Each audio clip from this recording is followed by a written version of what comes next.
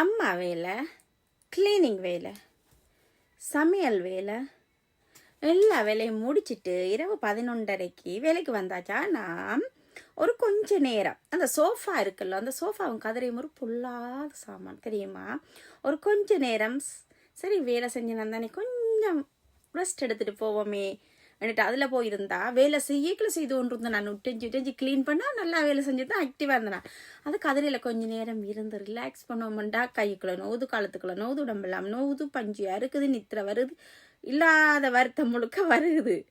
ஏன்னா அது மேலே வருத்தம் இல்லை, இந்த இடம் அப்படி சோஃபாவிலையும் கதிரையிலையும் போய் இருந்து பாருங்க நீங்கள், உங்களை ஒழும்பாவே விடாது. அப்படி ஒரு இது ஒன்று இருக்குது, அதுக்கு ஒழும்பா விடையில இருந்து பார்த்துட்டு இது சரிப்பட்டு வராது, வேலை முடிச்சே ஆகணும் என்று ஒலிம்பி வந்தாச்சு. இப்போ என்ன சொல்ல வாரணுண்டா, உண்மையிலேயே வேலை செய்கிறது நல்ல உடம்புக்கு நல்ல மக்டிவாக இருக்கிற நல்ல.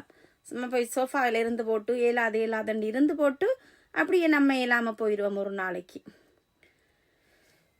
அதை விட உடம்பை முறிச்சு வளைச்சி நித்திரம் முழிச்சு வேலையை செய்வோம்.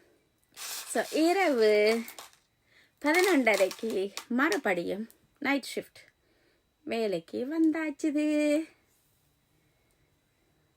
நம்மளே சிரிச்சு மோட்டிவேட் பண்ண வேண்டியதான், என்ன பண்ணுறது, இதுதான் வாழ்க்கை, இப்படித்தான் வாழ்க்கை.